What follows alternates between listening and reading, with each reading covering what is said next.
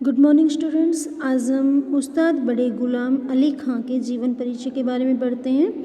ठीक है बच्चे, स्टार्ट करते हैं। उस्ताद बड़े गुलाम अली खां साहब का जन्म बख्श खां के घर 2 अप्रैल 1902 में कसूर पाकिस्तान में हुआ था। ठीक है, उस्ताद बड़े गुलाम अली खां का जन्म कब हुआ था? 2 अप्रैल 1902 में कसूर नामक जगह है पाकिस्तान में, वहाँ हुआ था। इनके पिता उस समय के जाने माने सारंगी वादक और गायक थे। इनके पिता का नाम था अली बख्श खां। क्या नाम था इनके पिता का?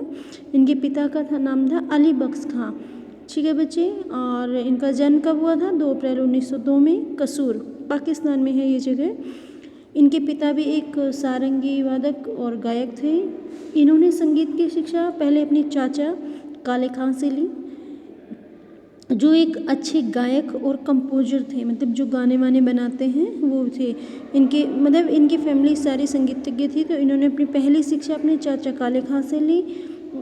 कुछ समय बाद उनकी मृत्यु हो गई थी। जो इनके चाचा थे उनकी मृत्यु हो गई। फिर वे बड़े गुलाम अली खां अपने पिताजी से शिक्षा लेने लगे। ठीक है, बड़े गुलाम अली खां अपने पिताजी से शिक्षा लेने लगे, क्योंकि उनके पिता भी एक अच्छे संगीतज्ञ थे। उन्होंने अपने पिताजी से सारंगी भी सीखी। उनके पिता एक सारंगी वादक थे, तो उन्होंने अपने पिता से सारंगी भी सीखी।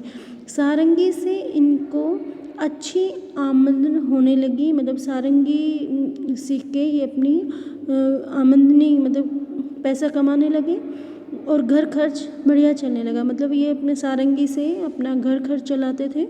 सारंगी के साथ साथ इन्होंने अपने गायन में से पंजाब के लोगों को काफ़ी प्रभावित किया, क्योंकि ये सारंगी काफ़ी अच्छी बजाते थे, तो पंजाब के लोग इनसे बहुत प्रभावित थे।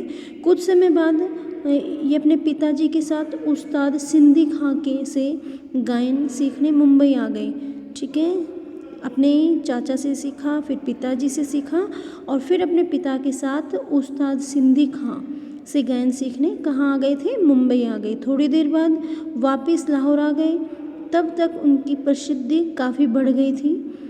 ठीक है, थोड़ी देर बाद वो वापस कहाँ आ गए थे? लाहौर में। उनकी प्रसिद्धि काफ़ी बढ़ चुकी थी, लेकिन पहली प्रसिद्धि इनको 1940 में कोलकाता के संगीत सम्मेलन से प्राप्त हुई। पहली प्रसिद्धि कब हुई? 1940 में कोलकाता के संगीत सम्मेलन से। 1943 में गया जी के संगीत सम्मेलन में। कहाँ? 1940 में कोलकाता में किया था इन्होंने, 1943 में गया संगीत सम्मेलन में, 1944 में मुंबई के संगीत सम्मेलन में, फिर 1944 में ही बिहार और बंगाल के संगीत सम्मेलनों में बहुत प्रशंसा मिली। इन्होंने कई सम्मेलन किए थे। एक 1940 में किया, वो कोलकाता में किया। 1943 में गया जी में किया। 1944 में जो किया वो मुंबई में किया। 1944 में ही फिर उन्होंने बिहार और बंगाल में भी संगीत सम्मेलन किया और उनसे प्रशंसा मिली। सन 1945 में महात्मा गांधी जी ने इनको प्रशंसा पत्र दिया। किन्होंने दिया? महात्मा गांधी ने। कब दिया? 1945 में। क्या दिया? प्रशंसा पत्र दिया। 1946 में आकाशवाणी से इनको प्रोग्राम प्रसारित होने लगे। ठीक है बच्चे, ये आकाशवाणी से भी अपना प्रोग्राम भेजने लगे। कब से? 1946 से।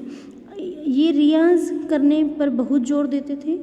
म्यूज़िक में सबसे अहम चीज़ रियाज ही होती है, तो ये अपने रियाज देने में बहुत जोर देते थे।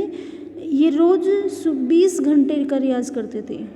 ये जब रियाज करने बैठते थे 20-20 घंटे, मतलब एक दिन में 20 घंटे का रियाज करते थे। कानून नाम सजा बजाते थे।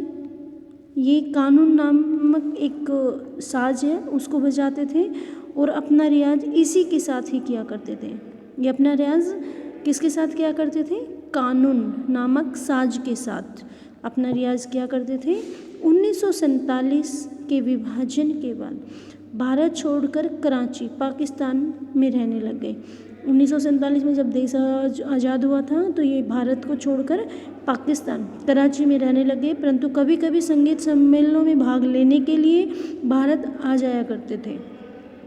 वहाँ रहते हुए संगीत सम्मेलन जब होते थे तो ये भारत में आ जाया करते, किंतु पाकिस्तान में इनका मन नहीं लगा। भारत सरकार के विनती करने पर ये मुंबई के पक्के तौर पर रहने लगे। ठीक है। पाकिस्तान में इनका मन नहीं लगा, फिर ये भारत सरकार की विनती करने पर ये मुंबई में पक्के तौर पर रहने लगे। गायन में ये पंजाब अंग की ठुमरी को जोड़ दिया करते थे। जब ये गाते थे तो पंजाब ठुमरी होती है, पंजाब की ठुमरी जो होती है वो उसको जोड़ दिया करते थे। आयना बालम और तिरछी नजरिया के बाण, इनकी ठुमरियाँ बहुत प्रसिद्ध है। इनकी दो ठुमरियाँ हैं, ठुमरियाँ अनेक हैं लेकिन जो दो प्रसिद्ध हैं वो हैं आयना बालम और तिरछी नजरिया के बाण, इनकी प्रसिद्ध ठुमरियाँ हैं। ये गाने का तरीका साधारण और लायकवंत था।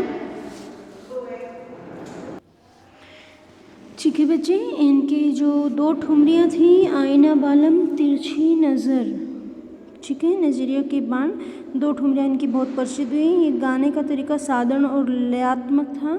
सन 1960 में इन्होंने अपनी फिल्म मुगले आज़म में तानसेन के रोल में गाकर खूब वाह लूटी।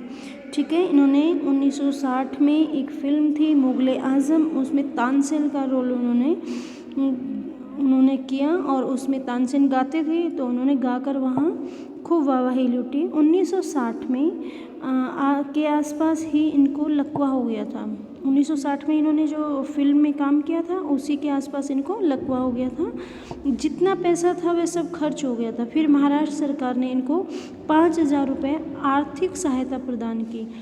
ठीक है, लकवा होने के बाद इनको महाराष्ट्र की सरकार ने 5,000 रुपये आर्थिक सहायता प्रदान की। कुछ देर बाद ठीक होकर फिर प्रोग्राम लेने लगे। कुछ दिनों बाद ये ठीक हो गए, फिर से ये वापस अपना प्रोग्राम लेने लगे। भारत में कहीं भी संगीत प्रोग्राम होता था तो खान साहब को बुलाया जाता था क्योंकि ये अच्छे संगीतज्ञ थे।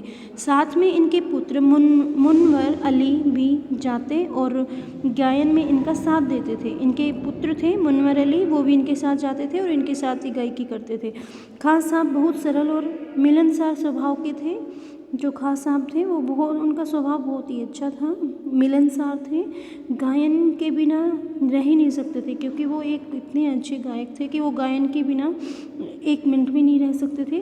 पंजाबी अंग की ठुमरी में तो लाजवाब प्रदर्शन करते थे। स्वरों पर पूरा अधिकार था, जैसा चाहते वैसे ही आवाज़ को घुमा लेते थे। जब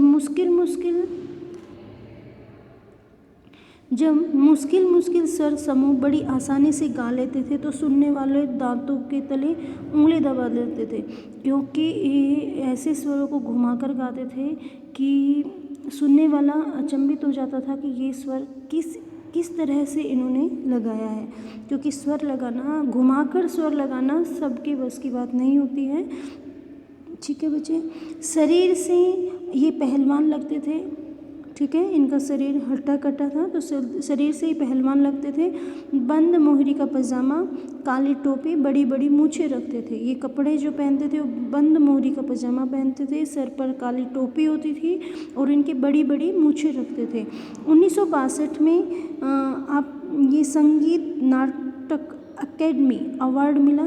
1962 में इनको संगीत नाटक अकेडमी अवार्ड मिला था और 1962 में ही पद्म भूषण से नवाजे गए थे। ठीक है, 1962 में कौन सा पुरस्कार मिला इनको? संगीत नाटक अकेडमी अवार्ड मिला। 1962 में ही इनको पद्म भूषण से नवाजा गया। फिर लंबी बीमारी के बाद 25 अप्रैल 1968 को बशीरबाग पैलेस हैदराबाद में इस दुनिया को अलविदा कह गए। इनकी मृत्यु कब हुई? इनकी 25 अप्रैल 1968 को बशीरबाग पैलेस हैदराबाद में इनकी मृत्यु हो गई। इनकी याद में इनकी शागिर्द मालती गिलानी ने इनका संगीत जिंदा रखने के लिए बड़े गुलाम अली खां यादगार सभा बनाई। ठीक है, क्या बनाई? शागिर्द मालती गिलानी ने इनकी एक सभा बनाई, यादगार में एक संगीत सभा बनाई।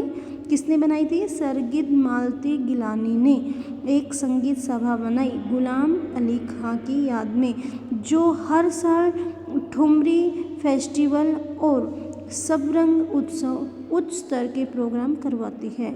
ठीक है, क्या करवाती है वो? ठुमरी फेस्टिवल और सबरंग उत्सव उच्च स्तर के प्रोग्राम करवाती है। ओके बच्चे, थैंक यू।